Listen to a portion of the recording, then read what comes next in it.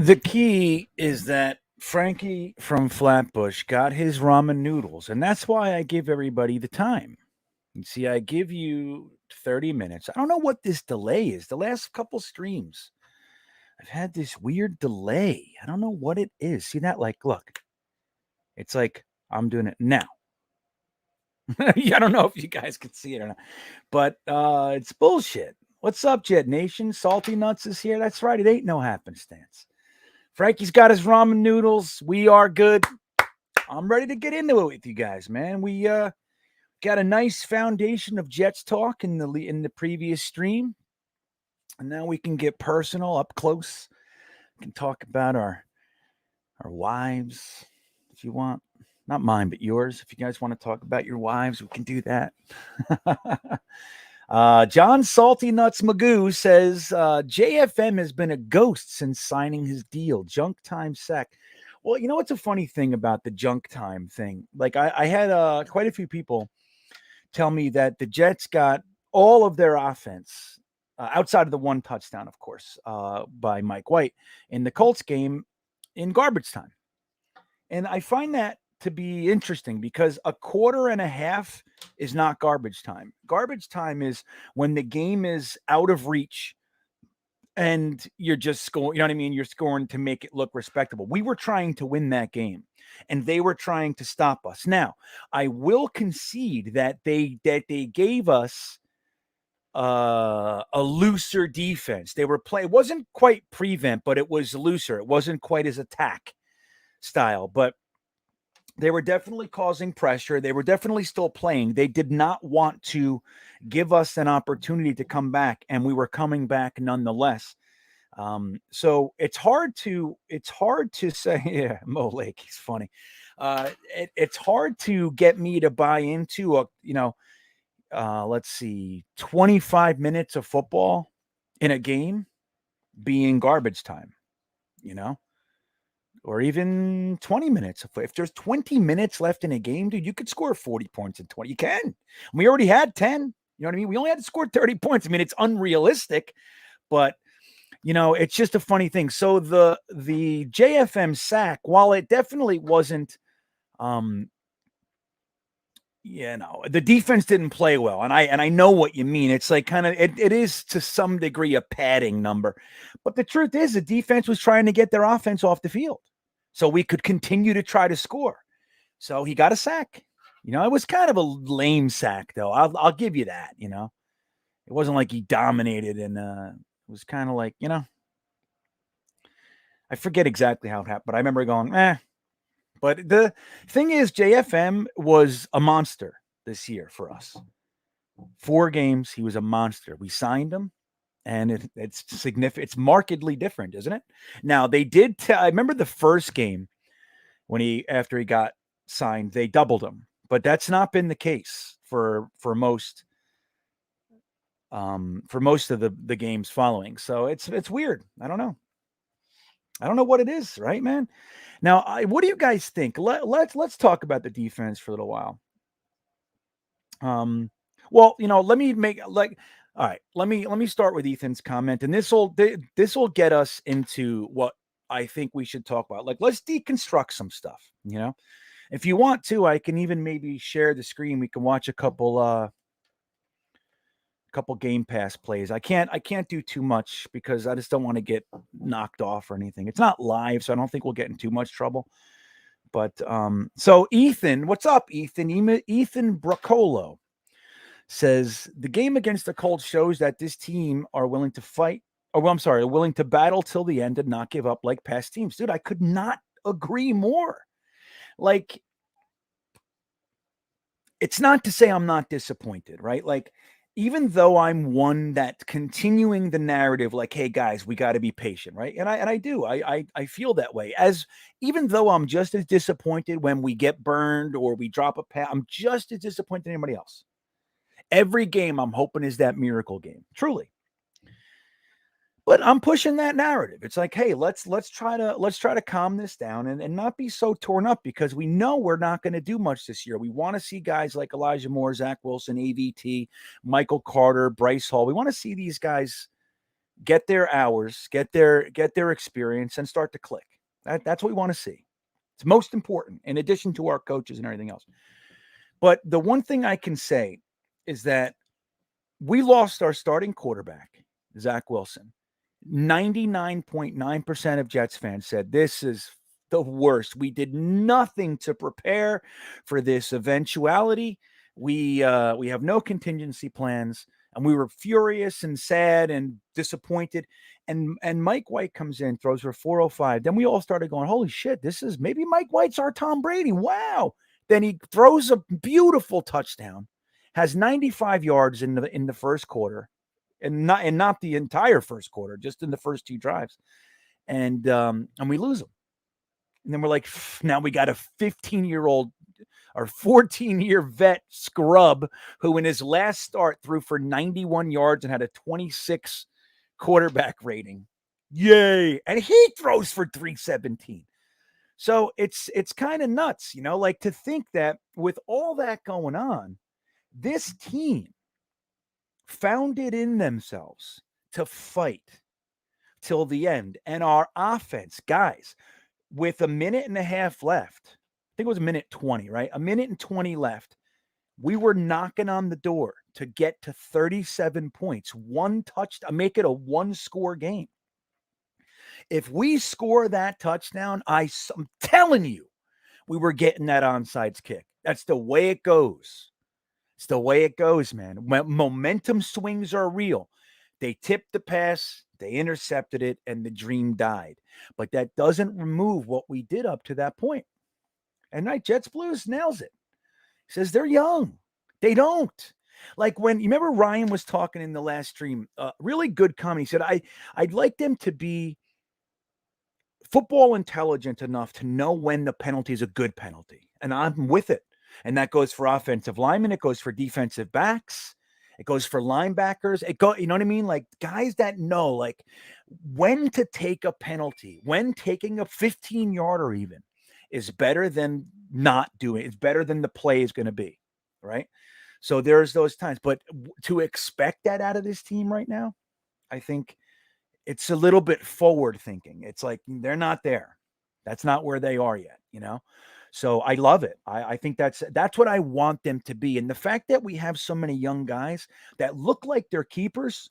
Look at our keepers. Let's hope Zach Wilson's one, right? But he's going to be here a few years no matter what.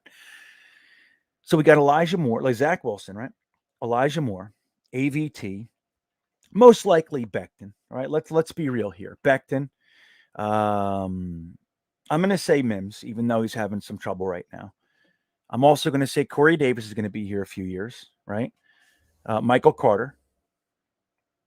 I'll leave P. Ryan and Ty Johnson out, even though I think P. Ryan is going to be here for a while. And then you go to the defense, and you got Quinn Williams, JFM, Michael Carter II, Bryce Hall, Eccles. He's going to be here, all right? Sherwood, Mosley, right? So, and Bryce Huff. Okay. So now we got 15, 16 guys out of 22 that are more than likely going to be together for 3, 4, 5 years at minimum. That is when a team starts to make strides. You know what I mean?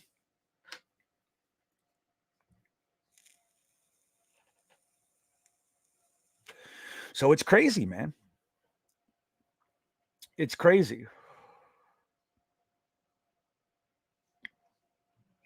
Yeah, no, and look, I don't disagree. Like I said, I mean, from the first play we were talking about in the stream, I said, dude, they look slow.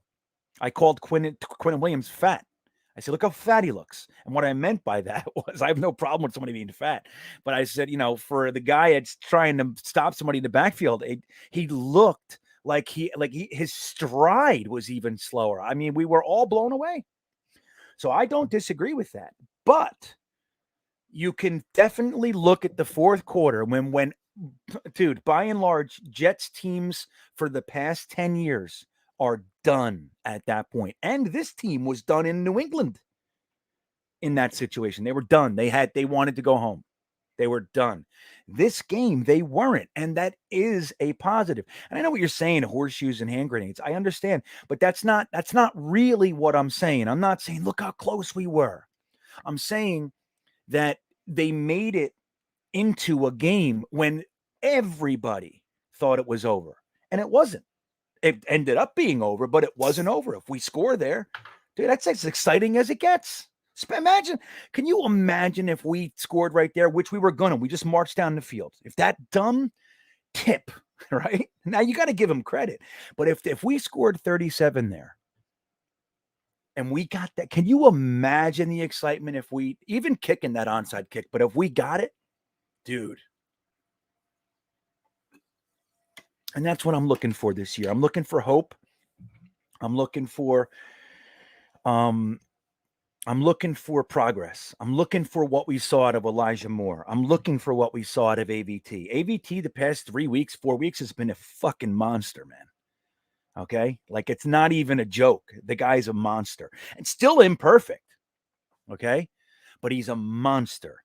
And he's only going to get better if he stays healthy. When Becton comes in, we already saw Becton. I know what people are saying about the injury thing. He's really, he had an injury last year on his shoulder and he got rolled on this year. I'm not as concerned as everybody else. I'm not. And I think Becton and AVT are going to be our guys for a long time. And when they get to play together, it's going to be something. I will say, though, since they had that Smash Bros interview, what I say, I made 2 videos on it. I don't like it. It's bad mojo. It's bad juju. So, we've seen them for a couple plays in preseason and a quarter or whatever it was in the first game. That's it. So Smash Bros haven't been nothing since that interview. You can't talk like that in Florham Park, man. You can't. So let's see what else we got. I like what Mark R did here. He said, I don't give a friggle D how our D plays. When was the last time our offense scored 30-plus points in back-to-back games? Pennington and Paul Hackett in 2002? Actually, Mark R, but you see what he did there with the friggle D? I like it. I like this. That's about as good as it gets in this type of shit.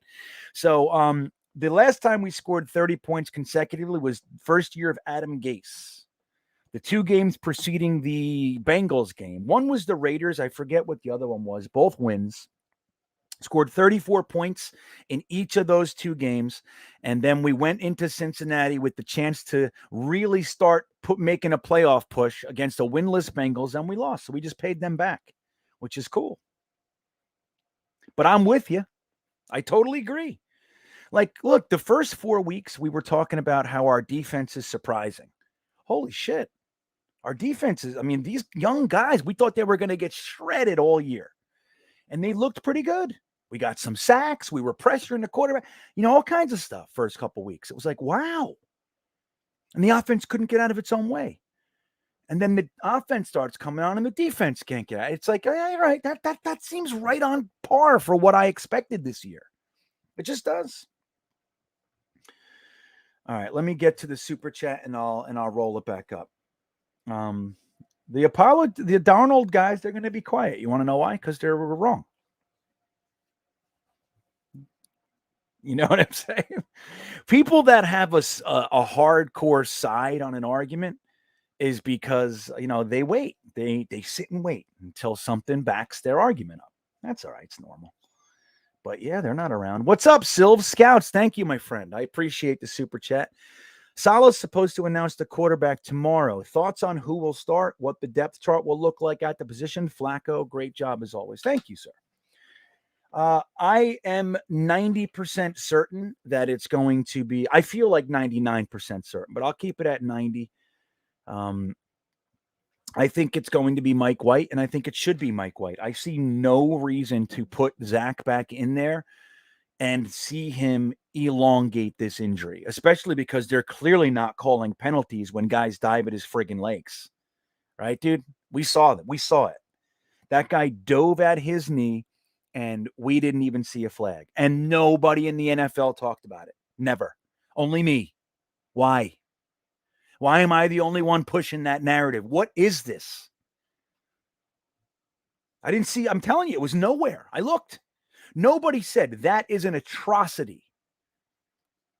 So knowing that, I would keep Zach out until he's healthy, even if my quarterback wasn't playing well, my backup quarterback. So I think it will be Mike White. I think the depth chart will be, humorously, I think it's going to be Flacco.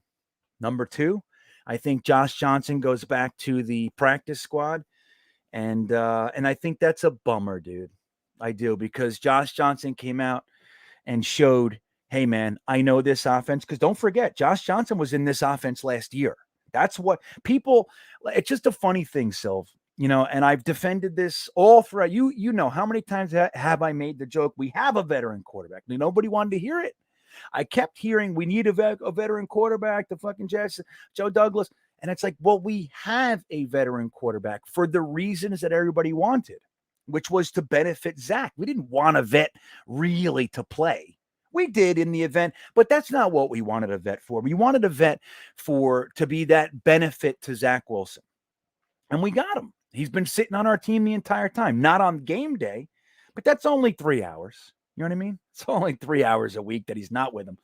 But when we saw, don't forget, so his benefit was that, his benefit was that he knew the offense very well, which is why he was of more value to the Jets, because he was with LaFleur last year. So we have that going on. But so to see him kind of be the good soldier all year and then come in with a week's notice, like, hey, you're going to play, and then do so well. It took him a quarter to get ready, to get it, He wasn't looking crisp and sharp immediately, but he did settle down. He threw for 317 and 3 touchdowns, right? Or 2 touchdowns. I forget what he had that game. I think 2. But Elijah Moore looked good. So I think, I don't know. I think they're going to be forced to put Flacco on the roster, and I think it's unfortunate. But I get it. I do. So that's what I think. That's what I think. What do you guys think? Isn't it though, AC? Zach might be in. Yeah, Zach's going to be inactive this week. I agree, Frankie. But yeah, AC says it's effing ridiculous. Pardon my French. Being always ridiculous calls against the Jets. Never for us. Look, and it's just a funny thing. Like, the Patriots can dive at our knees. That was the Pats game, right? Yeah, that was the Pats game. The Patriots dive at our knees, no call. Mac Jones, conversely, picks up a guy, twists his ankle, and leg sweeps him, and no call. If that happened to Mac Jones, dude, it'd be fucking suspensions. It's bullshit. So, Dean, think about it this way.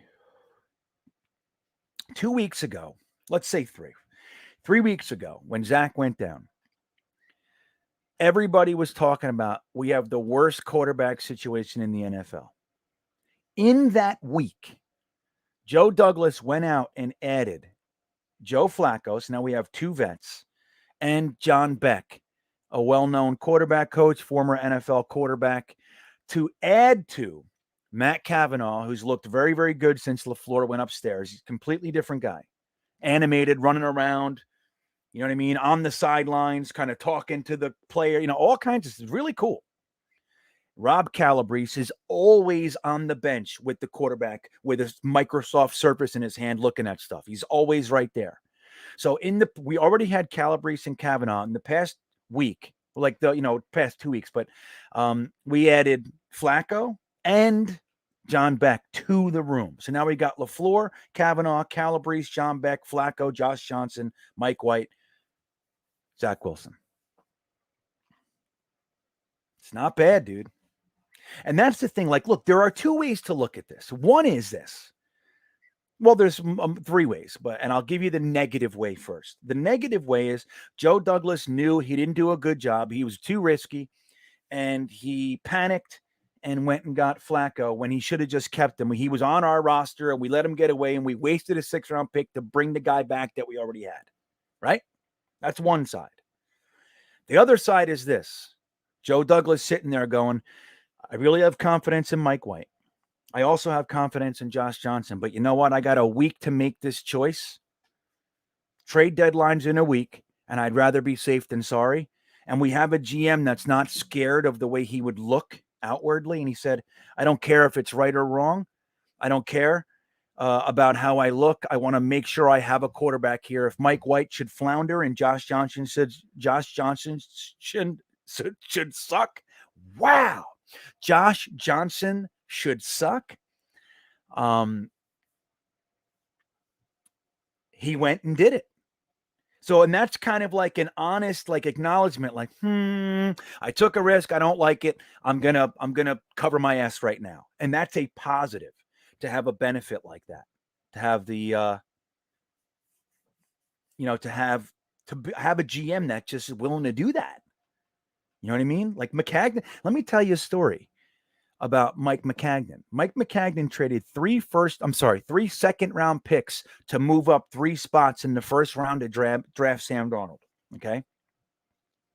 And don't forget, he had no idea who he was going to draft. He didn't know who the Giants and the Browns were going to take. So theoretically, he could have been left with Josh Allen and Josh Rosen or any other variation, right? He didn't know. So he used 3 second round picks to move up 3 spots. The next year was a very weak quarterback class, so he wasn't going to get the same value. The reason that Adam Gase threw him under the bus is because the move was to trade. The move was to trade back. And this came out, I believe it was Tony Pauline. I might have that wrong. There was a rumor that they had offers for a trade. Maccagnan chose not to take them and drafted a defensive tackle, which was the one position that they didn't need at that time.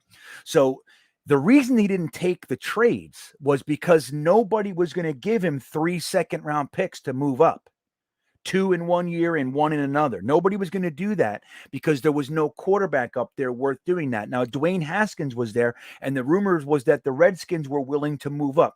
So they probably weren't going to give 3 number 2s. They were probably going to give a second, a third, and a fourth, something like that to move up 10 spots. Maccagnan couldn't look bad.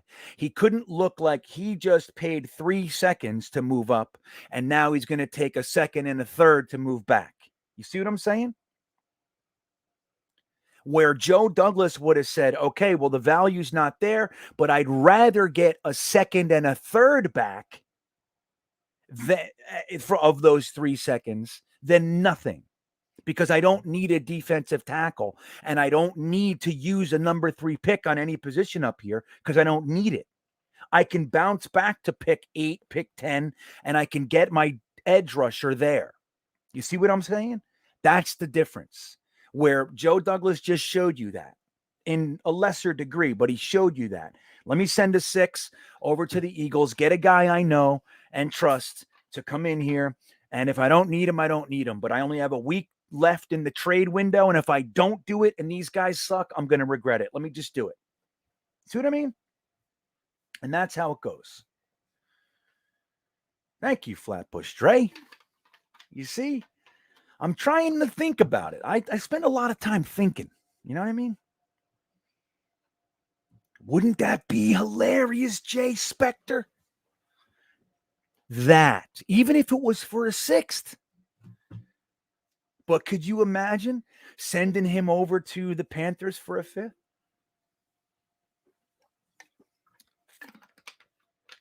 Like, dude, that would be friggin' brilliant. I don't think they're going to want to trade with us again, though. It's like Seattle. I don't see Seattle calling Joe Douglas anytime soon. That's exactly right, Dean. Because, and so why is it so important to bring in a quarterback to make sure, even if you're kind of, you're covering your ass, you're paying something you don't really have to pay. You do have 2 quarterbacks here. He wanted to make sure that the offense can continue to function. If these 2 guys that I kept suck, I want a guy that I know can at least be an average quarterback because I still want to look at AVT. I still want to look at Elijah Moore. I still want to look at Denzel Mims. I still want to look at Michael Carter. And if the quarterback blows, then we can't do that because we're going out up and 3, down and 3.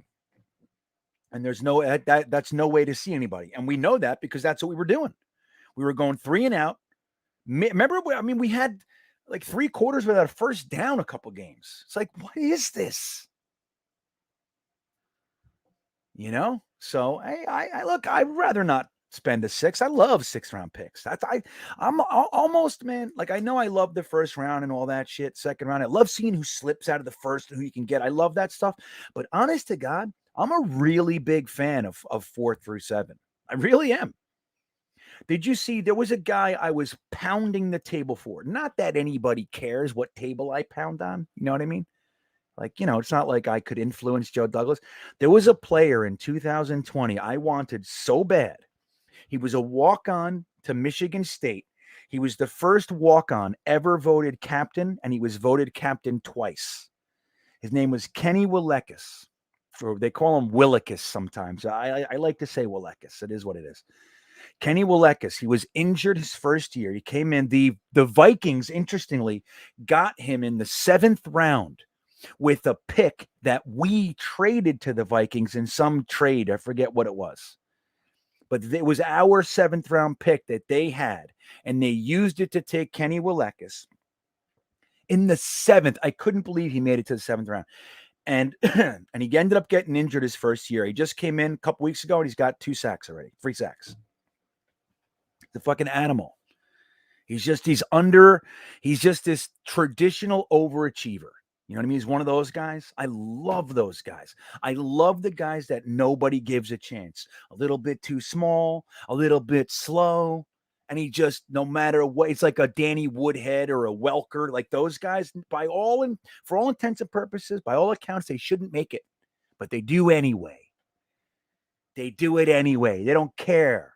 I love those guys. I love them. That's what I was feeling. I thought Greg Dortch would be one of those for us. Remember Greg Dortch? Right.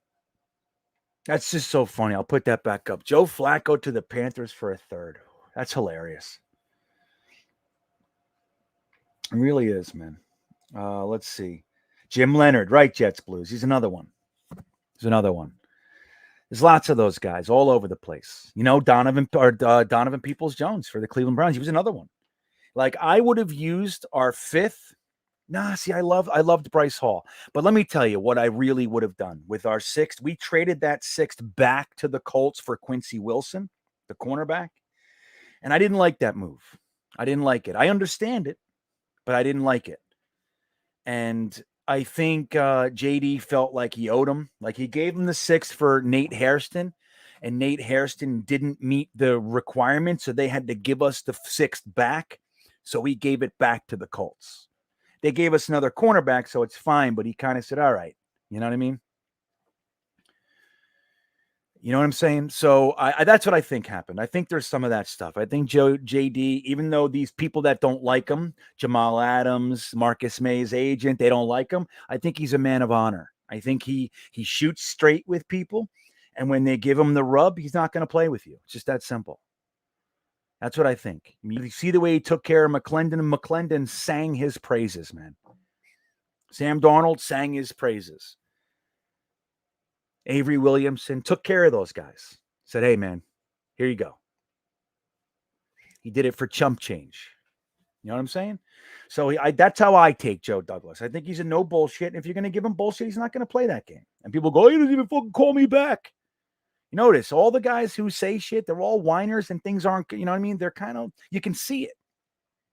All the people on the right side of things, they're with Joe Douglas.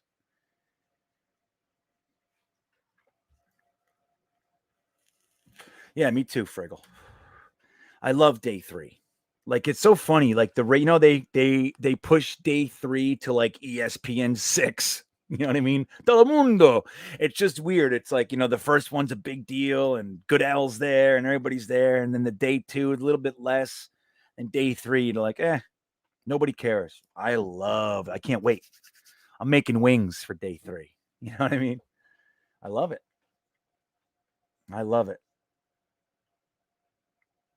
I know. How's he going to do it, Friggledy?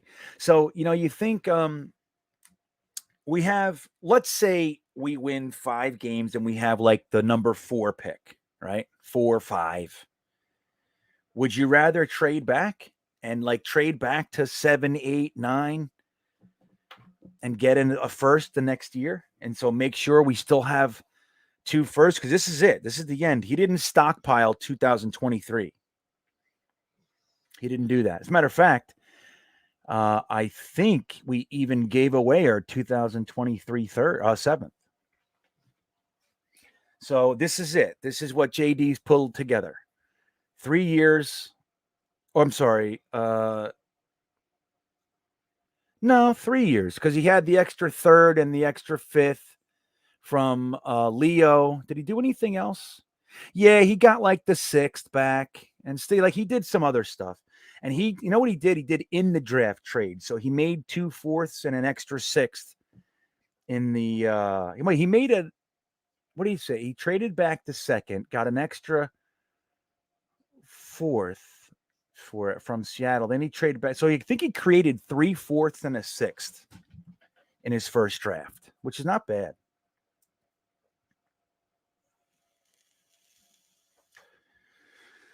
So Jeremy Cravat reminding you to hit the like button. It means the world, dudes. It means a lot. You know, like button, subscribe if you haven't. I'll remind you about the contest. We're having a contest right here. What is that? A contest right here. You can win a t-shirt and the Manscaped Ultra Smooth Pack from Manscaped. You can win that. All you got to do is like. Oh, no, you got to do is subscribe here and subscribe at Full-Time Coaster Tour. Just past 1,000 over there. So I'm really psyched about it, man. I can monetize that thing. And my coaster tour is picking back up in 2 weeks. I got some videos coming out over there, but I'll be pushing. We're going to be heading to Orlando. Then we're going to hit San Antonio, Austin, a whole bunch of Texas roller coasters, and then Arizona, then some California. California is going to be big. So anyway, I would appreciate it if you did that. That's cool. Let's see what else you got. So anyway, I kind of went off on some tangents there. I don't remember how it started. Felt like I was making another point, maybe Flacco, but I think we got some good things going on, man. So yeah, like Dean is saying, I think if we're gonna get a 23 first rounder, I don't see anybody being that valuable on our team. I don't anybody that we're willing to trade. You know, I just don't know. I don't think we have anybody left to like jettison. Maybe a Foley Fadukasi or somebody. I don't know if you want to get rid of these guys. You know, these are core guys. As long as they don't want, you know, bank breaking dollars. But I think that we'd have to trade in the draft. We'd have to trade back, and I don't know. I think that he might just want to stay pat. You know what I mean?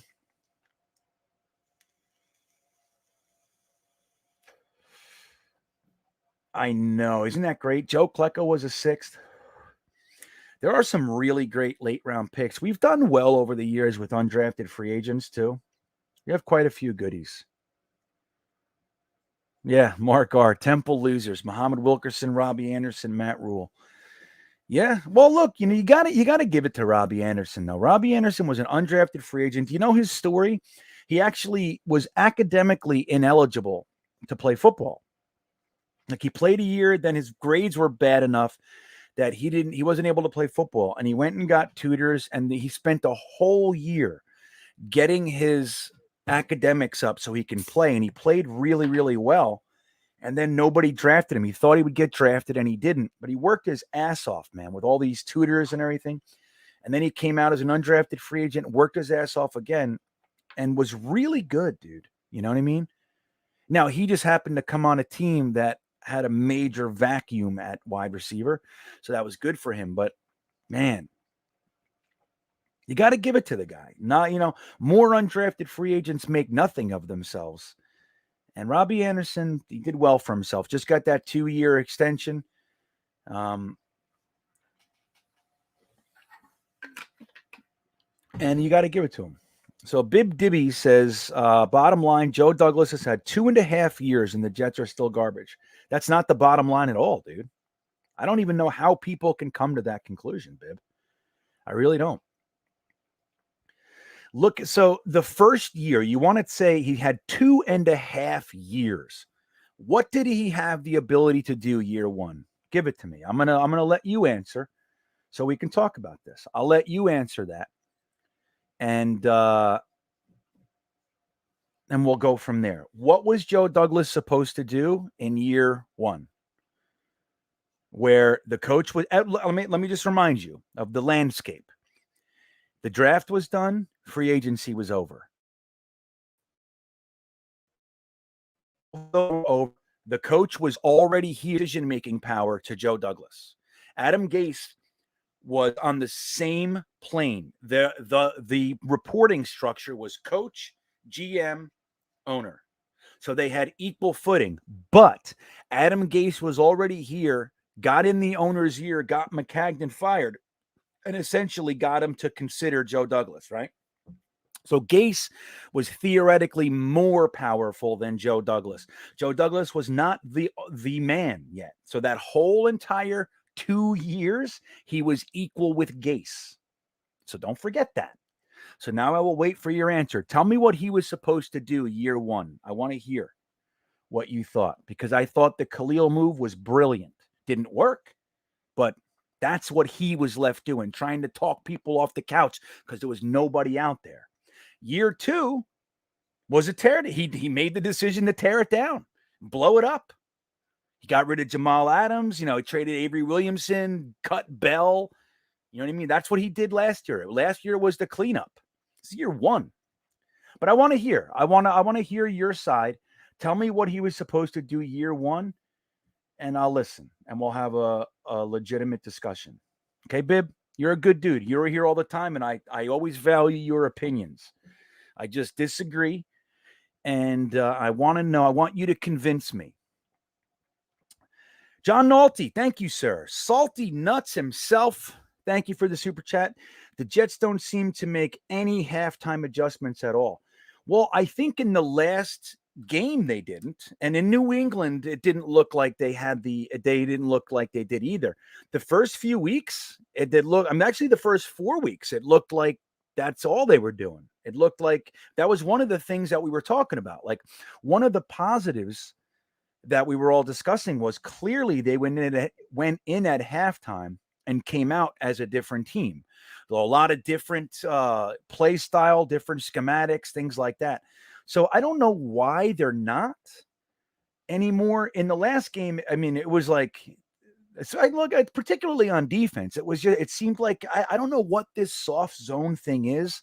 I have to think that it's some fashion of an attempt to cover up the lack of experience in our defensive backfield.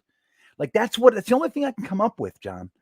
Is like that's what they're doing. Like, like Saleh knows what Ulbricht is doing, and that's why he's not going to throw him under the bus. But like he knows he has some weaknesses and he's trying to cover it. That's the best answer I have. But the truth is, I don't agree with it. I think we should be putting these guys in press. I think we should be playing man on short yardage downs. I think we should put our guys close to the line in many situations and push these guys from the word go. Knock them off their route. Let's get them that work. Let's get Bryce Hall, who's strong, by the way. We'll get Bryce Hall up close on Pittman and say, Pittman, you're going to have to outwork me, kid. That's what you're going to have to do. You're going to have to outwork me for the first 5 yards. And then it's up to you to lose me, and I'm going to try to keep up with you. That's what, I'm not saying they should go to man all the time, but there should be some variation of it, man. I don't love this soft zone. And guys seem to be, there was that one play, John, where there were 5 Jets around the receiver. No one was in position to make a play on the ball. None. They were all far enough away. 5 New York Jets defenders were in the area, and not one of them was in position to make a play. And that was indicative of the whole game. So I think that they were making adjustments. But I have to agree that the last couple games, it doesn't seem like they did. In Cincinnati, they didn't really need to, and I don't know if it was just undefined, undetectable or whatever, but it did. I don't think they needed to, because we were playing a good game, man.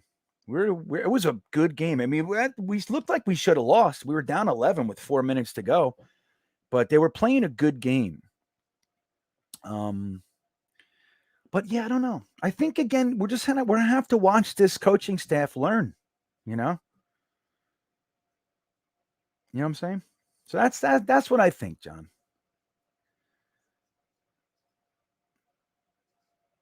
Let's see. You giving the 5th pick for Hutchinson? Well, that's the whole thing, Dean. Right? So look, if Thibodeau's not, let's say you're at the 5th pick. This is a great question, and thank you, John. So you're at pick 5. Thibodeau goes at pick 2. You have a quarterback go first, whoever it is. You have a quarterback go third. Thibodeau goes second. Kyle Hamilton goes fourth. And you're sitting there with Aiden Hutchinson as probably the next best pass rusher. Is he worth the 5th pick, or do you slide back to 8 and try to get him there? That's the question. We'll see how it all fleshes out, right? But those are the questions. You know, when they say things, Dean, like the value, he's, like I remember when I was first getting into draft stuff, my biggest question, and I asked with no exaggeration, like 20 different draft guys that I knew, like on Jetnation, said, explain this to me. If you only have one draft pick and you're picking at pick 7, and the guy that you want, the draft value is pick 20. You can't get a trade. And you're sitting at pick 7, and the guy that you want is valued at pick 20. And everybody says it's a reach at pick 7. But you only get one draft pick in the first round, and you know he's not going to be there with your next draft pick in round 2. Why don't you take him? I don't understand. Fucking take your guy. It doesn't matter if he's valued at pick 20. Now, some GMs can do that, and some can't. They cannot overrule the value system. And thing is, now where I am, I'm a much more adept draft guy than I used to be. And I understand it. It's the value. It's not to say I can't. I totally can. If Aiden Hutchinson is one of the guys I want, I'm at 5 and he's valued at a 12, and I can't get a trade back to 8. I don't want to trade back to 12. He's going to be gone. You know what I mean? You trade back to 8 and you take them there. You don't try to go all the way back. It's too risky. So you go, if I can't do it, I take them. That's me. I take them. But I do understand trying to squeeze the value out of the lemon. I criticized the Miami Dolphins last year for their trades all over the place. Like they traded back, then they traded up. And I thought that they lost value in that. And they ended up getting Waddle, who was not the guy they wanted. They thought they were going to get Pitts or Chase. Mark my words. And I can never prove it. And not to say Waddle's not great. He is, but he's injured all the time. He's injured this year. Just like we all thought he would be. So that wasn't the guy they wanted, in my opinion. I think they wanted Jamar Chase or Kyle Pitts. They thought that they had it. When you looked at the draft, the way it was supposed to go, the Bengals were supposed to take Penei Sewell, and they didn't. They took Jamar Chase. The Falcons took Pitts, and they were left with Waddle. But the thing is, when you look at just the value of their trades, they lost almost a first rounder in value. Almost. It was like a high second rounder in value. When they traded back with the Niners and traded up with the Eagles, they overpaid on the way up. Even though they squeezed more out of the lemon, but I criticized them. But you got to credit the effort to get more out of it, but they lost their guy. And that's where the mistake is. Don't tell me that they wanted Waddle. I just don't buy it. As good as Waddle is, especially because Waddle came out and said he didn't love Tua. You know what I mean? He preferred Mac Jones over Tua. That's not the way you want a guy coming in. Oh, I guess, yeah, I could play with Tua again. So you know what I'm saying? So, look, you have to see how it plays out, Dean. But my opinion is, yeah, I can take Aiden Hutchinson with a 5th round pick. I loved him last year. The only reason I even know, I haven't gotten to watch him at all this year. A little bit. I saw very, very small highlights and stuff like that. I didn't like watch a game yet and see how he's playing, but I did last year. And when he chose to stay in school, I thought that was a bummer. I think he's a Joe Douglas type. from what I know, you know. So where's Bib? Did he answer me yet? Where'd Bib go? Bib, where'd you go? Oh shit, I'm way behind. Look at you guys. Wow, I'm way up top. Sorry, guys. I get caught up with you guys. Friggle D, thank you, sir. I appreciate that. He says, here's a few shekels, not to pivot off the Jets, but check out Voices of the Past on YouTube. You'll love it. Friggle D, you know what I've been watching real quick? Hold on. Let me see if I can find it. I'm not, it's like Ancient Secrets or something like that. I got to turn you on to it, man. Really. You're going to fucking lose your mind. If you like that old stuff, but this is different. This is like the entire history. What we're told is wrong. Everything we've been told about the timelines and all this sort of stuff is wrong. It's 1,000 years off and all kinds of stuff. Ancient Secret Discoveries. I'm gonna give you a link. This is not the. Hold on. I'm gonna put a link in there right now for you, Friggle D. Okay. This is just their page. You got it. Don't watch the. They do a couple things. They do like seminars, and then they do the narrated videos. Watch some of the narrated videos and stick with it. Here's the link. I'm putting in there right now for you. Okay. See it?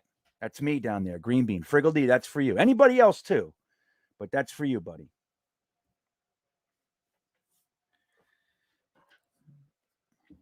Okay. But thank you. I'll look it up. Voices of the Past. But this is like shake it up. You got to stick with it. You got to pay attention. When you start paying attention, you're going to see it. They have all kinds of examples and all kinds of crazy shit. And it's nuts. It's nuts. That's where I am. I'm in a hole. Yours, the one you gave me before, though, man. The I forget the name of it, but I watch them all the time. Now they just come up on my page. You know what I mean? But thank you, Friggle D. I appreciate it. I don't give a Friggle D, right, Mark? And Straiku, what's up, buddy? Good to see you. I don't get Jets fans who think JD is a bad GM. Yeah, I think I understand it, Straiku. Like with Bib, what he said before. He said the bottom line is this. And when you look at it that way, I totally get it. It's like, you remember when Parcells said, you are what your record says you are. And I understand that too, but I don't agree with that. Like, just because Parcells said it doesn't mean it's a whole truth. There's logic there. Like when you're in the season, it makes sense. Yeah. Hey, we're really a much better team than 3-10. Yeah, blah, blah. You're 3-10. You know what I'm saying? I get it. But when you look at where you're starting from, it's like this. Like, I think Dean, right? Dean's a therapist. I think he is. I think it's Dean. Forgive me if I mix it up, but I'm a therapist as well, right? I've been a therapist for a long time. And one of the things that I would train my therapist, because I'm also a director, I would train my young master's level clinicians. They would come in with all this professor new stuff, and I'm going to change the world. And they would do this stuff. And they would want to dump all this material on these young drug addicted kids. And I would say that your first job is to meet them where they are, identify where they are. And that's how we identify progress. Like what looks like one kid who's doing 5-page reports and crying in groups and all this, you think, wow, look at them. Why aren't you doing what they're doing? But this kid over here, the fact that he opened his mouth in group and said, yes, I agree, that's more progress. It could be more progress for that person than this person's song and dance over here because of where they started. Right. So it's all about where you start. Now, I'm sorry if I use that example, it doesn't apply 100% to you, but it's a good example for my brain. So forgive me. But when you look at where Joe Douglas started, it's not as easy for me to accept like what Bib was saying. While I do understand, he said, look, dude, this fucking guy's been here 2.5 years. We got 2 wins and 4 wins in 2 years, dude. Like, I totally get it. But again, you're not looking at where he started. Like, you're really, because if you're looking at the situation we had, again, Joe Douglas had to recreate the hierarchical structure in this organization. For the past 10 years, we have had a demented system where the head coach and the general manager were on par with each other. They had equal decision-making process and equal access to the owner, which should not be. The head coach goes to the general manager. That's the way it goes. The general manager has the ability to go to the coach. Now, that's not to say the coach never speaks to the owner or anything like that, but you don't go to the owner and ask for stuff. You go to the general manager. The general manager talks to the owner. That's the way it should be. But that's not what we had. We even had 2 scenarios where the coaches were hired, 3 really. Hey, Rex Ryan was hired before John Idzik. All right. Remember, John Idzik had to keep Rex. Then we fired both of them, and we hired Bowles before we hired McCagnon. So now we have 2 coaches in a row that were here before the general manager was here. And guess what? We did it again with Adam Gase. We fired McCagnon. So Joe Douglas got here with a coach that wasn't his, even though they were friends. He was considered one of the only guys that could work with Adam Gase. That was one of his pluses. But make no mistake, he got here. There was already a coach entrenched with the owner who had equal power as him. So you cannot blame Joe Douglas for that year. Plus, he was here after free agency and the draft. You think Joe Douglas would have taken Quinn Williams with the number 3 overall pick? Not a chance in hell. He would have traded back to the mid-round and taken Bradbury or Jonah Williams or one of those guys. Or just taken Josh Allen. You know what I mean? So, like, that's the thing. I totally understand what people are saying when they don't like him. But I like to have the discussion so I can, hey, maybe you can convince me I'm wrong. I'm always open for business, man. I really am. But it's an interesting thing. I can't find Bib answering me. I don't know. Maybe he just said, I don't feel like talking to you about it. You know what I mean? This is Bib. So he said the 2020 draft. What about it? I love the 2020 draft. Love it. You don't like it? Wait, what the hell just happened? Oh, that was crazy.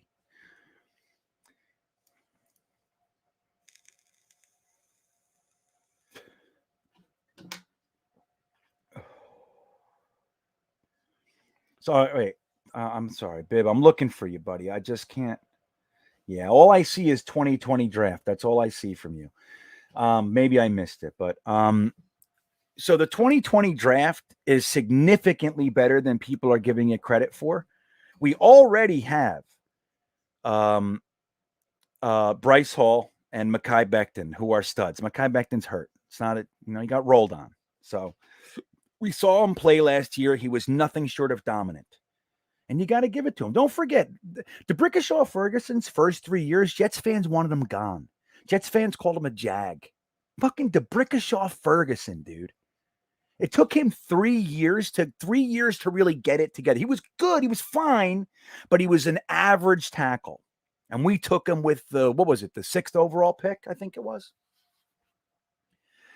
Jets fans were calling DeBrickashaw Ferguson a jag. The guy missed 1 play in 10 years. And he went to the Pro Bowl 4 times, maybe 3, 4, something like that. And he was an alternate, something else. But it's like, but he was a solid dude. He was a rock over there. He didn't get the same press as like Jonathan Ogden and Orlando Pace and those guys, but he was good, man.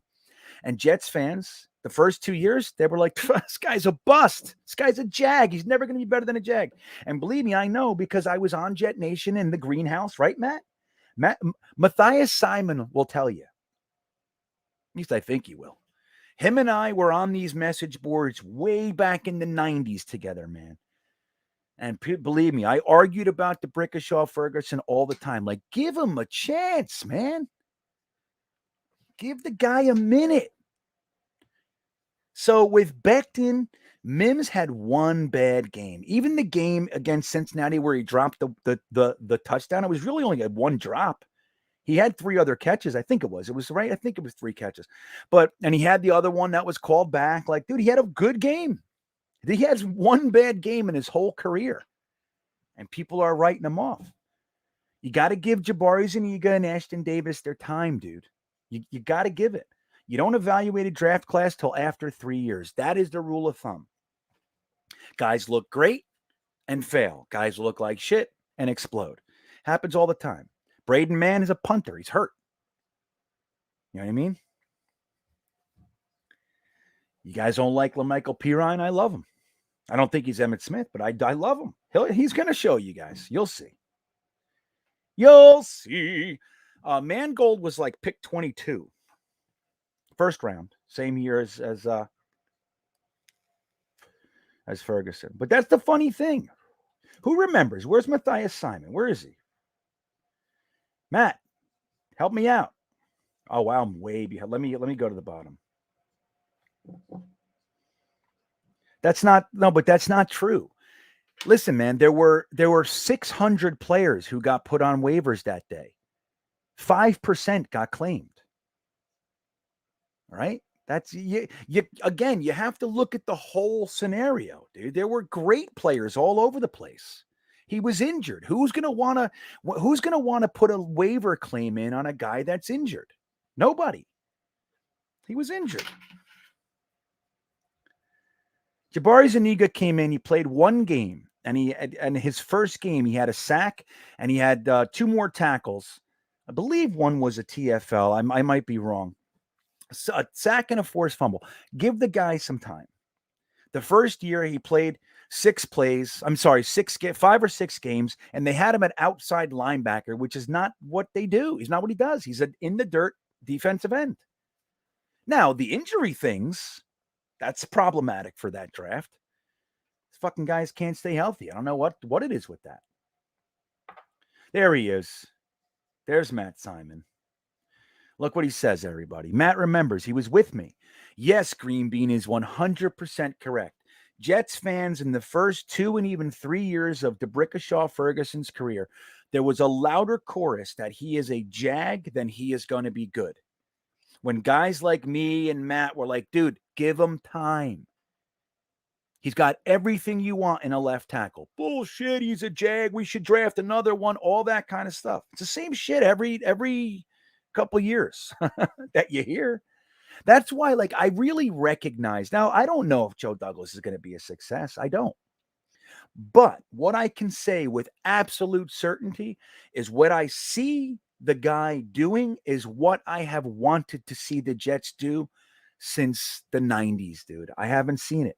Like Tannenbaum did. I mean, even though he was successful, I was like, what is this guy doing? No, it worked for a minute and it was exciting as hell. Braylon Edwards, whoa, fucking Chris Jenkins, yeah. Signing Jason Taylor and LT. It was like, wow, man. It was exciting and it worked for 2 years out of the 8 that he was our GM or whatever it was. But it wasn't sustainable. Everybody knew it wasn't sustainable. We need to win right now or else this team's going to expand. It's going to implode. There's no way. You can't keep it up. And it didn't. And you saw what happened. You know what I mean? That's what I think, Jay. I think they messed with Mims's head. That's why guys like that drop passes. Dude, he's a pass-catching dynamo. He's a hands catcher. Yeah, that's funny. Robbie Oak says, he clicked the link and he was watching Ancient History Fits. You should all watch it. That shit's weird, man. Like, I don't know how much I believe in there, but I listen. I listen to this stuff. Yeah, Dean, I think Mims will be good. Well, I think the coaches, whatever they're doing with him isn't working. Like I said, I've never seen him catch so much with his body in his whole career. I watched every single play of Mims' college career the year that the draft was coming out.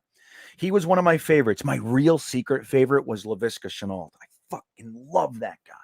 That's my favorite type of receiver. Reminds me of Anquan Bolden. Remember Anquan Bolden? Steve Smith. Those guys that have an attitude problem. Like the ball's in the air. You think you're going to take my ball like that? Or like I have it in my hand. You think you're tackling me? Like that attitude. I love that. They block. I watched every play of Laviska Shenault's career. He had the injury thing, which was spooked a lot of people. But I loved him. I loved Mims. I loved Pittman. I liked Van Jefferson. And to a lesser degree, I liked Edwards and Gandy Golden and some other guys. I love Donovan Peoples-Jones. I couldn't believe he was there in the sixth and we didn't take him. Him or Willekes. That's all I wanted.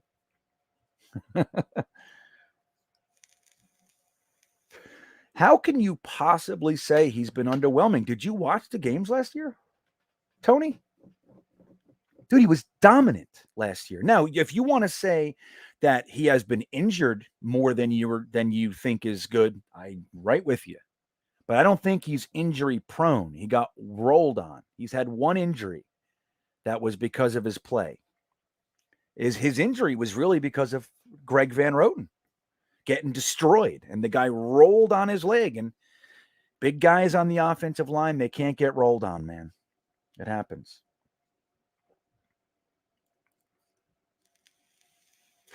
Like, look, I get that Becton has not played as much as we like. Last year, dude, that guy was a monster. Absolute rewatch. Just maybe there's a Becton highlight thing or something. Let's see. I want to see if there is one, and I'll stick the link in here for you. Let's see. There's some Baldy breakdowns. 39 minutes of Becton blocks. There it is. I haven't even watched it, so I can't say for sure, Tony, but I'm gonna put it in the thing right now. This is here you go. It's a YouTube video for Becton. Okay. What do you mean I can't post comment? What is this? This is my chat. There it goes. Did it go in? There it is. See that one? Tony, that's for you, buddy. Yeah, Becton's Baldy breakdown was fun. Dude, Sam, I don't understand it. How can you say he was soft? He's a Pro Bowl left tackle who missed one game in 10 years. One. I think it was one play. That's the opposite of soft. Now, was he a steamroller? No. He was a rock. He rarely got beat. The last year, he did start to slow down. That was why he retired. They asked him to take a pay cut, and he said, no. On second thought, I'm just going to retire. I'm done here. No, you guys are good dudes, man. Believe me. Look at that link. I'm going to watch it later. So let's see. Let's watch a few. Let's watch some plays here. Let me see something. Oops. Watch some coaches tape. Let's see if we 5 overreactions at midseason. Hold on. Let me see. I'm going to try to get us in here and share the screen. See if we can watch a few plays. What do you think? Does that sound good? See if we can do this. Fuck out of here with this game. Where is it? I want to game replays.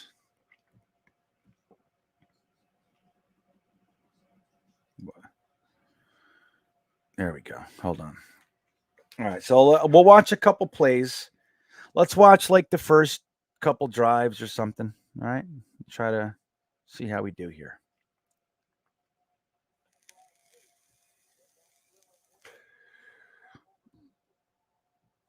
Hold on, I'm going to get you guys. Okay. So I'm going to share this with you. I'm only going to play a couple minutes so we can just look together and we'll talk about it. Mangold is a Hall of Famer. I don't think he'll be first ballot, but I think he's going to be a Hall of Famer. DeBrickashaw Ferguson just made it past the last year. He was this past year he was eligible for the first time, and he made it past the first round of voting. Obviously, not a first ballot because he's not in. Here, can you guys see it? All right, hold on a second. Let me try to make it big. All right, so let's take a look. Let me see this. All right, let me see what we got. Wait, that's not what I want to watch. Sorry, forgive me. I thought I had the coaches tape up. That's just on the return.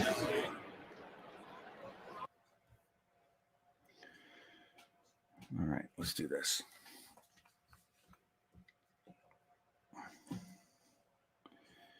Okay, hold on. Oh, stop it. Okay. No, stop, I said.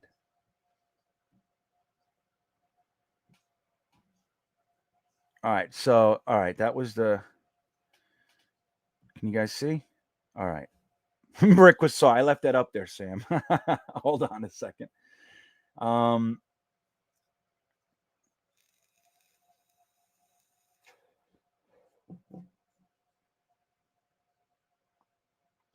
all right, so let's watch a little bit of this.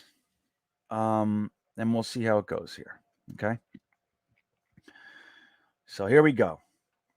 Jesus. All right, come on, just show it the right way. Okay, look at this.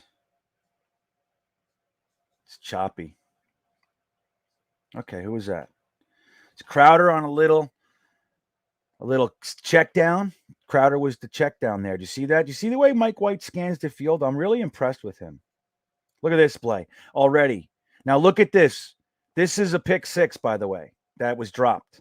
So when everybody talks about how perfect Mike White is and all this sort of stuff, like I like him. I do. I like him a lot. But if that's how he started the game, we're telling a different story. That was a dropped pick right there. So let's see this. Here comes the run. Nice little hole over there, closed up quick.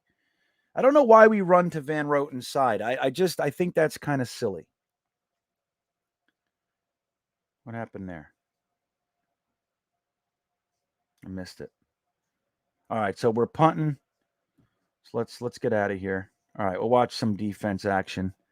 Then we'll watch the touchdown drive. I want to see it. And then, all right, so here's our defense. Now let's take. I don't know. It's so choppy. I'm sorry, guys. I'm having a problem here. Hold on. Let me shut that down. I think it's kind of laggy. Let me see. Now, I'm not looking at the choke. See that jump? Look at that. Did you see that? That was CJ Mosley, dude, on that play. Did you see it? He had the tackle lined up and he just moved too slow to get the tackle. Let me check the chat. What are you guys talking about? Yeah, he does. Jets Blues. That's the thing. I think, like, again, you got to remember, he's not, even though he's been in the league a few years, this was literally his second start last week, right? So the fact that Mike White has looked as good as he has is really a testament to the man. You know what I mean? To the kid. You know, he's 26 years old. Not really a kid, but he's young. He's a young man, especially for quarterback, right? Like, quarterbacks these days are playing well into their 40s. And so, like, think about it. If Mike White was to somehow win this starting job, like, we have him, let's say he plays till he's 40. That's 14 years with a quarterback. Like, that's still nice. We haven't seen that ever since Namath. We haven't had a 14-year quarterback. Chad was only a handful. Vinny, they were good. Sanchez, a couple, 5 years, right? Gino, 2. So it's like it's just crazy to think, like, if Mike White is good enough to continue winning, like if he beats Buffalo and he stays in for one more week and he beats Miami and he's 3-0 as of starting the games, I think you got to keep him in and you ride that and you let it see. And Zach, just sit down and watch. There's nothing wrong with it. Your rookie year, you came in, you got some reps, you got some good playing experience, you won a game, all that sort of stuff. And now you're sitting. And then next year they have a little quarterback competition. You sign Mike White, you give him a nice raise, you give him a, whatever, $8 million, something like that. Crazy. I don't know, but absolutely, Jay Spector. Mike White became a millionaire already. And if he comes out and completely craps to bed, 3 interceptions, no touchdowns, 100 yards, that kind of thing, maybe not. But if he plays anything like those games, because look, this next drive we'll see after the defense, he's going to score. He drives right down. First drive, we got 2 first downs, and fucking LaFleur throws in a trick play. It doesn't work, and we lose out. But he comes right back in and marches us down the field. Beautiful passes. And the one to Elijah Moore is sweet. I know. Some people forget. Vinny Testaverde. You know what? When we replaced Neil O'Donnell with Vinny Testaverde, the only reason I liked it is because I hated O'Donnell. Okay, I couldn't stand him, but I did want Glenn Foley to be the starting quarterback. I couldn't believe that we signed O'Donnell after he lost the Super Bowl, throwing 2 picks to Larry Brown. It was absurd to me. Um, but Vinny, when we got, I looked at Vinny Testaverde as just the biggest failure ever coming out of, what did he come out of? right? And he was like, I think I was in 4th grade when he came into the league. And he just had the most talent, the strongest arm ever, the most talent ever. And he was such a choke artist. 2 touchdowns, 3 picks. Like that was, and his picks were the exact picks you don't want. Pick 6, driving for the win. Like that was Vinny. Big disappointment. Yeah, but Robbie, don't forget Kenny O's last 4 years here, he wasn't our starter either. We replaced him with Browning Nagel was his first replacement, right? And then we got Esiason. Remember when we gave Esiason O'Brien's number while he was on the team? What douchebags, man. You don't do that. You know what I'm saying? That's Kenny O, yo. So yeah, he was the longest. So all right, let's watch some defense here. Sorry if it's a little. Let me ask you guys: Is it too choppy to see? Can you guys not see it? Because I don't want to waste your time. Yeah, Ryan first, but then Kenny O came back in for the next year. He was our starter. I got to look at it. I do forget the specifics. Right, Jay Spector. 5 picks in the Orange Bowl. That's crazy. Bib, is that real? Is he really colorblind? That's a pretty interesting thing. That's crazy. Yeah, O'Brien, let me tell you something. The first 3 years after 83, 84, 85, 86, maybe even 87, it looked like we made the right choice. Kenny O'Brien was no joke. We killed him too. We killed him. We always had a good center, but remember Cadigan and Criswell and those guys? They were called the Penalty Brothers. Remember those guys? It's good? Okay. All right, good. Thank you, Tony. Thank you, Jets Blues, Matt. Oh, Matt says it's hard to see. Well, 2-1, Matt. So we'll go. It'll just be another minute. Let me see. We got about another 15 minutes to hang together, so we'll do this. All right. Let's see. All right. So look at our defense. Let's take a look at what we're seeing here. All right, they're a little closer. So they're, what are they playing here? They play a lot of 21 personnel. So this is a 11 personnel, it looks like. Okay, so they're an 11 personnel. All right, let's watch what we got here. Come on with this choppy shit. All right, I just got to let it play. All right, here we go. Look at them. Look at this. Look how soft we are. All right, that was good, though. So that's Sheldon Rankins. Nice. All right, so we got a little bit going there. This is a run, of course, an empty backfield. Look at that space. You see that? So that's Jared Davis covering a wide receiver and giving him 4 yards. See, look at the zone. I want you to look at that. Look where their receivers are. The only one close to him over here is Bryce Hall. Look at the space here. Look at the space here. Was it a run? I might have missed it. Hold on. No, he threw it to him. I don't understand why we're given so much space. Like it's such a loose zone.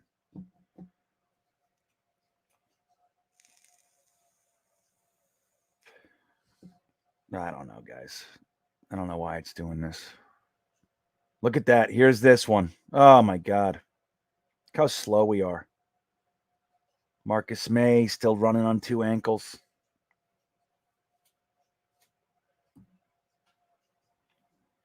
All right, let me get past this. All right, let's watch our scoring drive here. Okay, here we go. Jesus. This ain't worth a shit.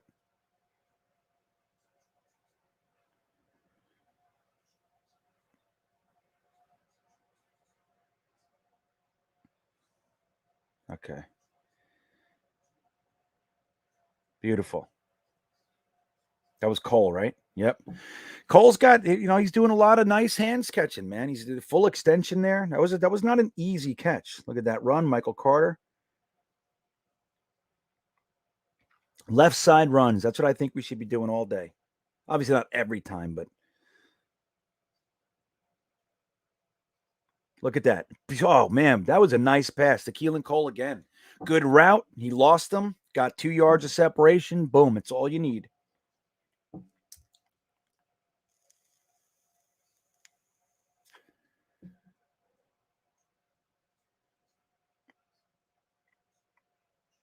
Wow. See that, Elijah Moore? That was sweet. Just found that little crease. I love seeing Elijah Moore get going, man. Now they killed us on the touch. I'm going to try to watch it again. Let's see. Here we go. Look at that little route. Law completely turned him around. You see that? Here we go again.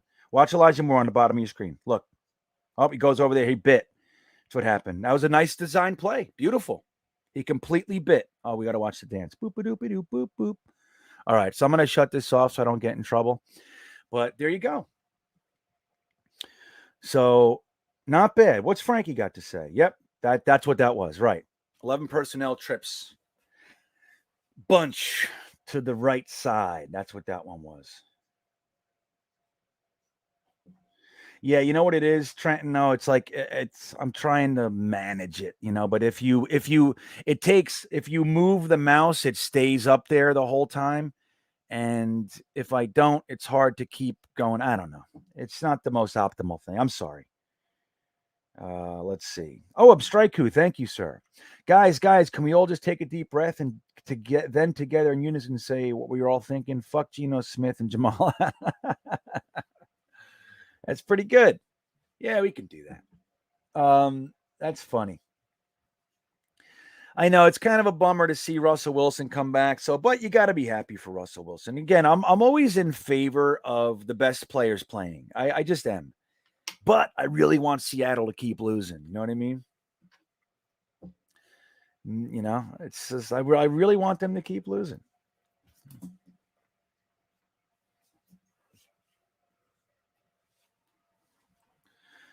Yeah, look at this. Vinny Testaverde, his second season, he threw 13 touchdowns and 35 interceptions. Sheesh. Can you imagine? That was for the Tampa Bay Buccaneers, man, back when they had the orange. Remember the orange Bucks?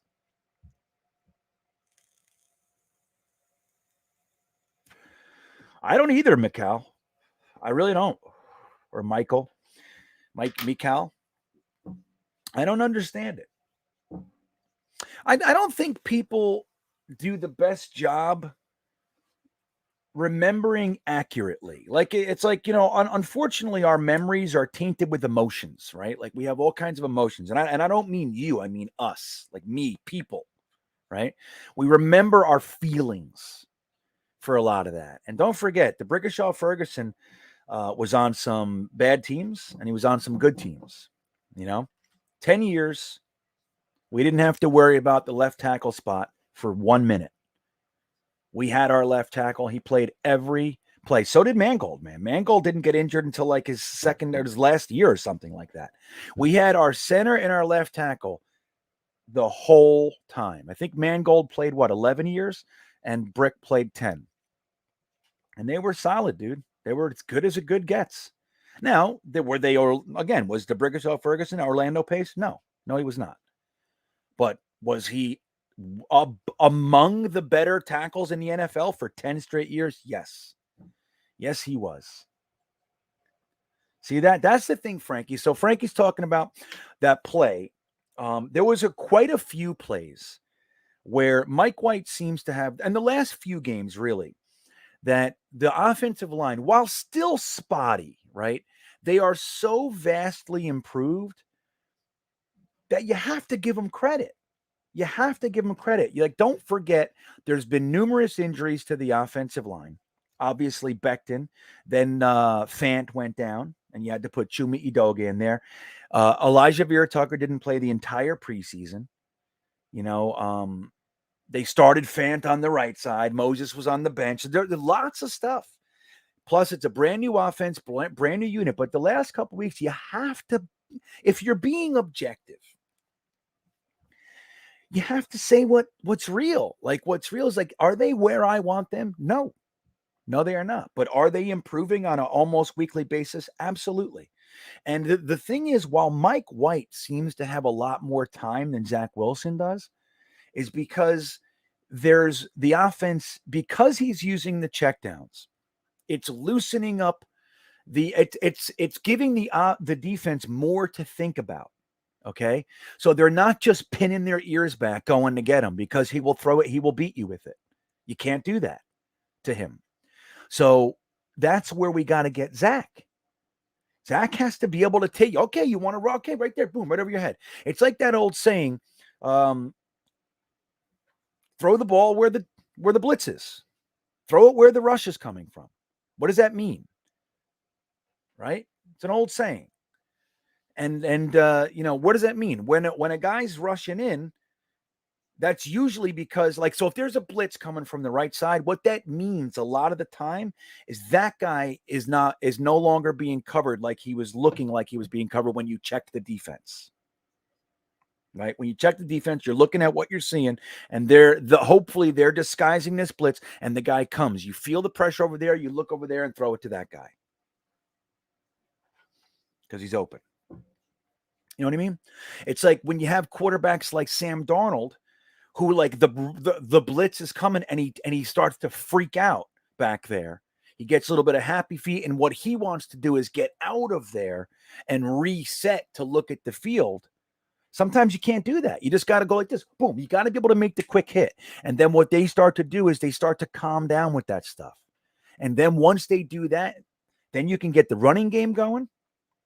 And once you have the running game going and the short game going, the offensive line can do a better job because now they have more to think about. So they're not just blowing you off the gate. You know what I mean? And that's the whole thing. That's what Zach wasn't doing. And I can understand it. I think, like they talked about, trying to get Zach to play boring football. And Saleh said after the Mike White first game, he said, that was boring football. He said, it's pretty exciting, isn't it? Remember? That's funny. It's a funny comment. He said, that's boring football. It's pretty exciting. And I like that. It's like, Zach Wilson, I can totally understand, like, when you're looking at a check down and he's only got 4 yards and you see a guy, he's 18 yards and I think I could get it in there. Well, just hit the guy with the 4 yards and let him work and get 7.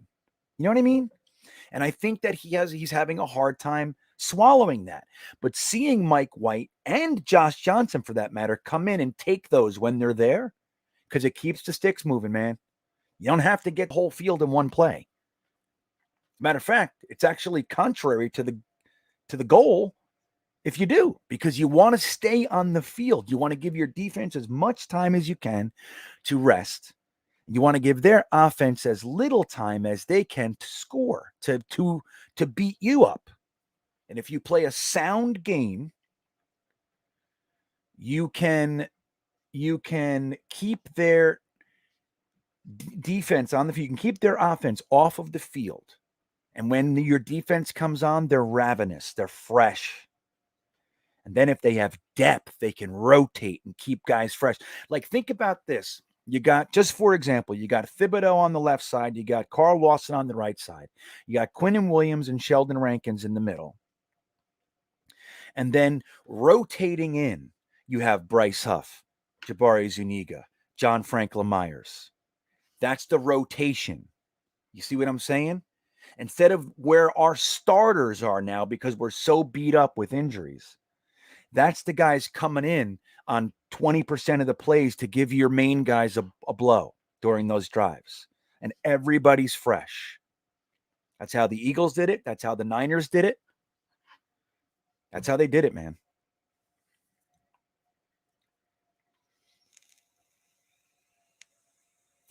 I know Wesley Walker. You guys are the best.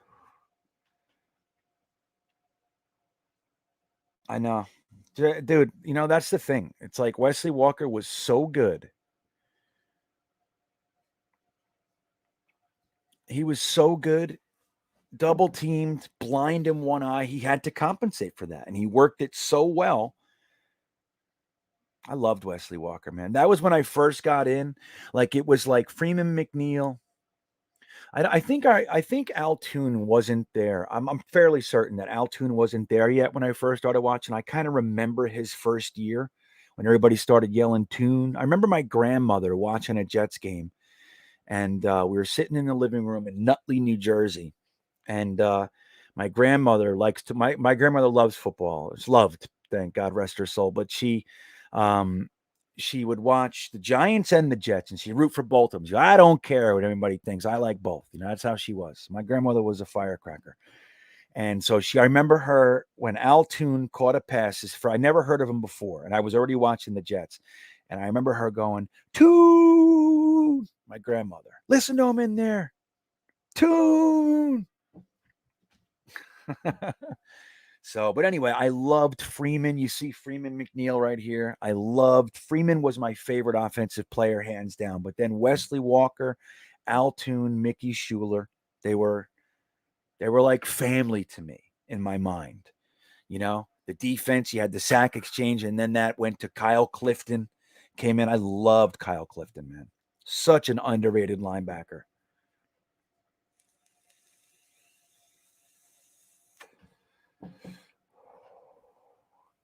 You know what I mean? I love those guys. Thanks, Tammy. I appreciate that. I would start Mike White without question. I want Zach Wilson to be happy. They said 2 to 4 weeks. I would make it the 4 weeks, and I would make sure he's healthy. And I'd like to see Mike White in one more game and let Zach have 2 weeks of practice. Like I heard today that they didn't put him on IR specifically because they wanted him to have as much practice time as he could after sitting so they can get him in the game and him to be ready, right? You got John Beck over there. We got Flacco in the house.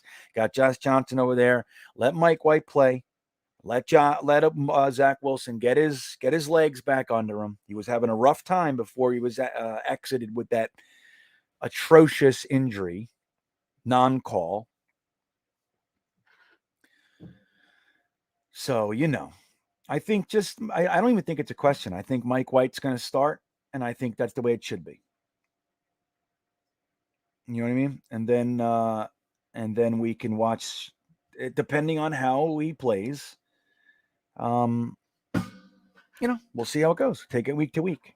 See how Zach does in practice too. If he's all over the place, like I think one thing you don't want to do if Mike White is having success is pull him, put Zach Wilson in when he's looking rough. You know what I mean?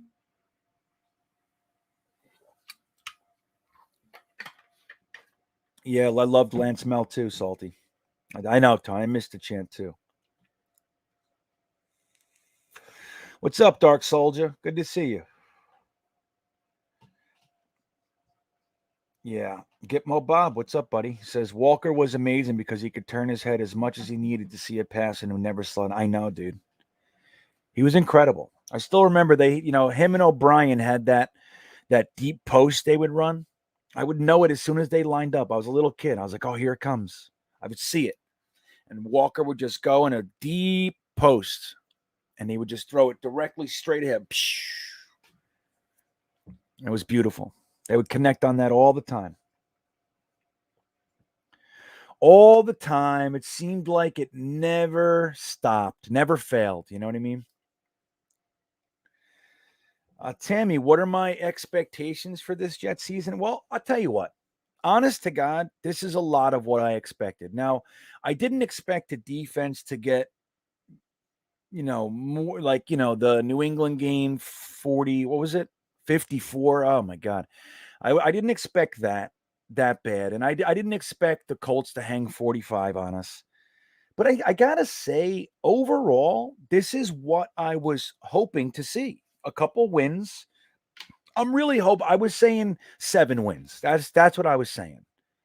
And 9 if the ball bounces the right way. Like best case. That's honest. Even though we were doing our stuff and joking around 11, 12, and I was, you know what I mean? We did all those live streams and everything.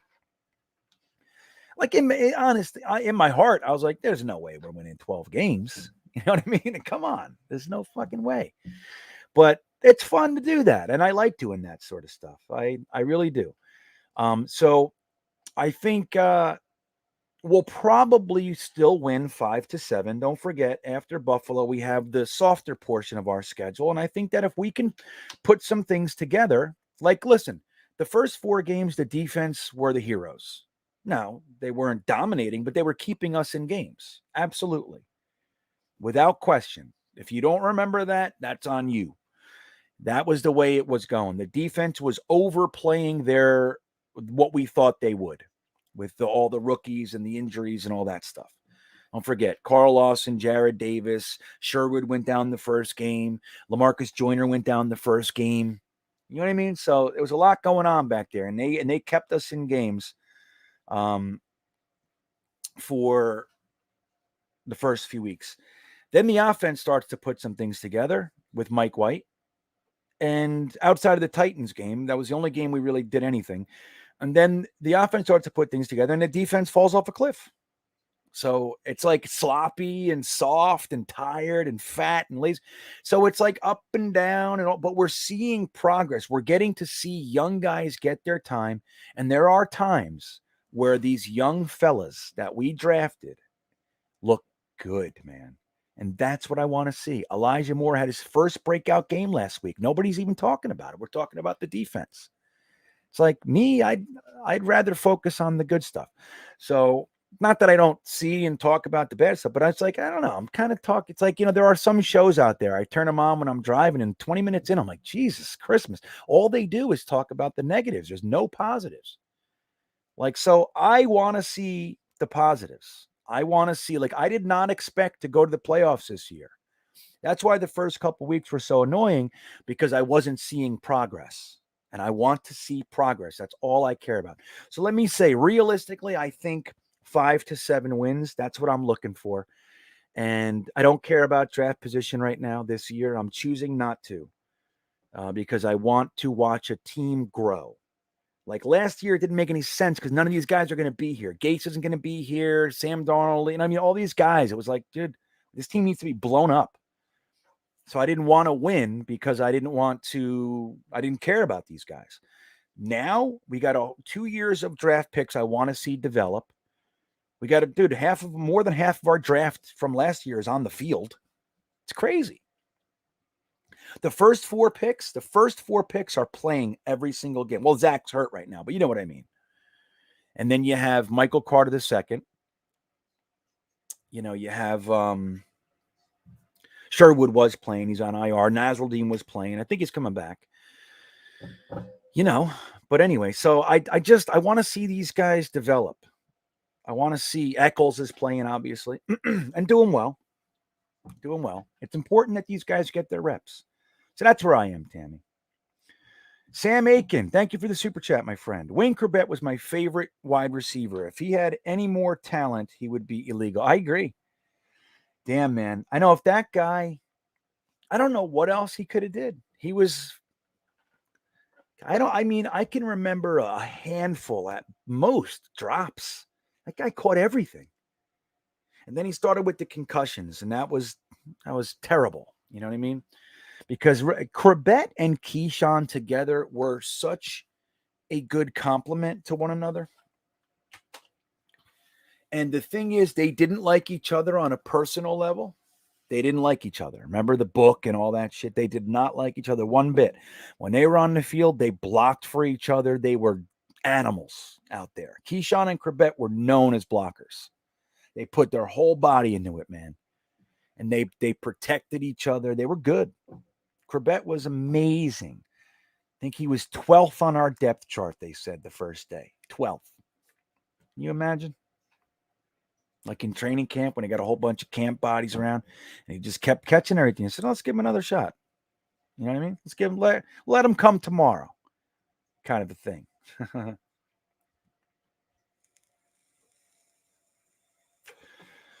So, yeah, I'm with you, man.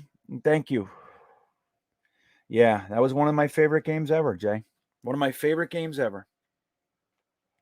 Unbelievable game. 51-45. It was like an aerial assault. Didn't Wesley Walker have 3 touchdowns in that game or something? It's hard to remember the specifics, but you know what sucked about Vilma is he was so good. I loved that pick, by the way. I remember thinking, yeah, that's a pick.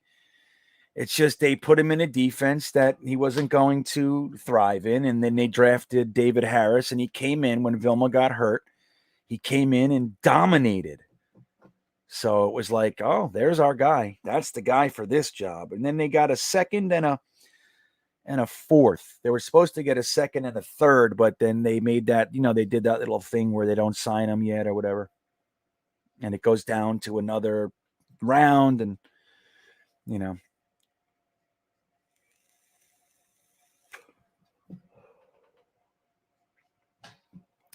Frankie says DVOA has our defense currently ranked 32nd in the league. That's not good. No, I'd say it's not. I would agree. That's what happens when you have 3 games. You got to look at the turnover. So listen, I'm gonna hand you another one. So Frankie puts out DVOA, 32nd ranked defense. I will see your DVOA and I will raise you the takeaway margin. So where are you? I think we're negative 12 in takeaways. So what does that mean, Frankie? If we're negative 12 in takeaways, what does that mean? I think that's where we are. It might be 11 or something. What that means is that the defense has had 12 extra times that they've had to go on the field prematurely. So, invariably, that would lead to negative results, especially for a young defense who is lacking some talent. We need to restock the defense, even though we brought a lot of young guys in, super young guys, lots of injuries, and some of the guys that we have need to be upgraded. Again, I think we need to get a dominant pass rusher. I'd love another linebacker, but I gotta say, man, if you can just start running a 4-3 instead of your 4-2-5 awesome sauce, why don't we just get the best players on the field and get Quincy Wilson, Jared Davis, and CJ Mosley on the field together and let them beat people up. So by the 4th quarter, they're hurt, they're scared, they're tired of getting hit by these animals. That's what I want. So I think those 340, what did we get? Even in the Cincinnati game, they scored 30. So it's like, again, but they had a turnover ratio of +2 at the end, but that last pick was, they were on the field. They had to have that, that 4-down stand on the goal line because the offense, Mike White threw a pick, tipped pick, and it ran back 66 yards. So they got the ball on the 3-yard line and they held them. So that's what I mean. Like the numbers are great. Stats are fantastic, but it's not the whole story. It's not the whole story. See, I'm delayed, so I'm still moving when I stop. It's weird. So anyway, I'm not discounting your stat, of course. Take those webcams out of here. You guys don't need to see that. So I think wait, hold on. Yeah, and I can appreciate that. But the thing is too, if they're an 11 personnel and you want to have more cornerbacks and defensive backs out there, that's fine. That's fine. But I'd like to see us utilize our linebackers more. Rough them up at the line. Start outmanning these guys, man. You know what I mean? Start pushing them around, Frankie. Start pushing them around. Your 4 defensive backs should be able to cover 4 wide receivers. Not even 3. Your 4 defensive backs should be able to cover 3 wide receivers. That's my thought. Get your linebacker on a tight end. You're still great. Let another linebacker cover the running back. And send another one to punch people in the face at his leisure. Pick a guy, knock him the fuck on his ass. You know what I mean?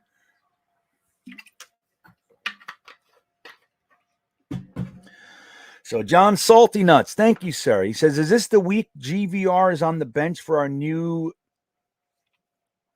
doctor lineman?" Cardiff, the doctor. I don't know. I think Van Roten has improved. So I don't think they're going to start him. No, I don't. I don't think they're going to take GVR out unless he has an atrocious game. Now, I'm in favor of it. I am. But I don't think it's going to happen, John. I don't see it. If Greg Van Roten gives up a couple sacks, he may get benched. But Dr. Cardiff isn't here all that long, and don't forget the offensive line thing, it needs to gel. So you put him in prematurely, and more than likely we're going to see more of the same. And what's going to happen? Everybody's going to say, this guy sucks. You know what I mean? So we're dealing with the same thing if he's not on the right page. You know what I mean? So sometimes that can backfire. But I think in a pinch, I love the move. I got to say. Dr. Blocker. I like that. See that, John? Dr. Blocker. I think that's good. Thanks, Frankie. That's it, right, Robbie? Yeah, that's what I'm saying. Robbie Oak says, the reason not to take GVR out is the O-line gel we talk about. GreenBean just said it as I'm typing. That's funny. Yeah, so right, Dark Soldier, that's a good point. The Buffalo Bills are tied for first in takeaways. You want to know who they're tied with? The Colts. So 2 weeks in a row, we're playing the team that is our polar opposite on takeaway margin. So that's the thing. You got to factor that stuff in with the defense and all that sort of stuff. Like, I'm not defending them. I'm really not. I was very unhappy with their performance. Oops, sorry. Hold on. I'm still here. Hold on. All right. Oh, my gosh. Hold on. I got to clean it. There we go. Fingerprints and everything else. That's my cue, I think. But yeah, that's the thing. So we're playing the team that is number one in the NFL for takeaways, tied with the team that we just played. So it's going to be a rough one, guys. You got to know that going in. I'm going to be hopeful. I'm going to be pumped. I'm going to be psyched, all those things. But the truth is, we will be very fortunate, dare I say lucky, to win this one. Okay? Now, if Buffalo is kind of in that little dip, the Jaguars punched them in the face and they can't quite get it together and we beat them. Hey, man, I'm all about it. I would love it. But that's just it. Frankie said, the Bills are really good. Have to think they just had an off day. That's what I think. I said in my podcast this week, which a lot of you haven't seen, I know. I mentioned that. It's like, that was bad news, man. As much as I can't help but going like, yeah, fucking beat them, Jax. But it's bad news. I'm like, damn it. Because we wanted to be the trap game. You know what I mean? They can't have a trap game. And the odds of them having 2 losses in a row to 2, of the bottom feeder teams in the NFL, it's very unlikely. It's very unlikely. But we're going to go. We're going to go there and we're going to try. Playing at home should help. You're right. How many of you guys are going?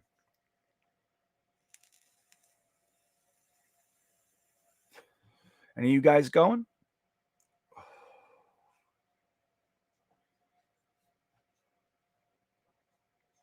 So, all right, guys, let's wrap this up. I appreciate you hanging. It's always good to get this hang in, right? Like, I love the Talking Jets panel. I don't appreciate anything more than getting the opportunity to hang with O'Leary and Ryan.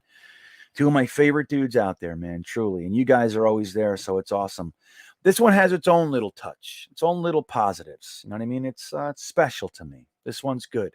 Late night, just kind of hanging out, shooting the shit, whatever we want to talk about. Nice. Curly Norman's going. Robbie Oak's not going. You want to know why Robbie Oak's not going? Because the first game he didn't go to, they won, so he can't go anymore. So thank you, Robbie. He's taking one for the team, Curly. You know what I mean? If Abe says if we can get him to punt 5 times, we can win. I support this idea. I agree. Right. I would be 1189 Sports Paris. Oh, I'm sorry. 1189 Paris says I expect the Jets to be competitive. I can't see the defense giving up 40 to 50 points. I have to agree. I think that's over. Maybe I just want it to be, but so guys, don't forget to give me a like. Okay. If you haven't subbed to the channel, please do. It's the best time to do so. Sub here and sub over to Full Time Coaster Tour. And you're in the contest. I mean, you can win a t-shirt, you can win the Manscaped Ultra Smooth package, you can win some stickers and stuff. So all kinds of good shit. So we're going to do that. Also, as Christmas approaches, I'm being sponsored by sportsmemorabilia.com. And their link is directly below that. It's the first link in the description. Click on it. It's going to take you right to the Jets page. Spend more than $50. They give you free shipping, and it benefits the channel. So I would appreciate that as well. And I think, look, man, you're going to be looking for gifts and shit for all your sports fan friends. Might as well do it right there. It's about as good as it gets. They got all kinds of unique stuff. So it's cool. But you guys are the best, and I appreciate it. Don't forget to like and sub. It means the world. If you want to do an extra solid, go to you on YouTube and type in metal_kid. That's my son. You can see I do some reaction videos with him over there, listening to his very extreme metal for the first time. Metal_kid. You'll like it. It's fun. But anyway, guys, you're the best. I appreciate you being here. Have a fantastic rest of the evening. Get some sleep, will you, you bunch of crazy bastards? And I will see you, let's see here. Wait, I'll see you next time. Have a great night, everybody.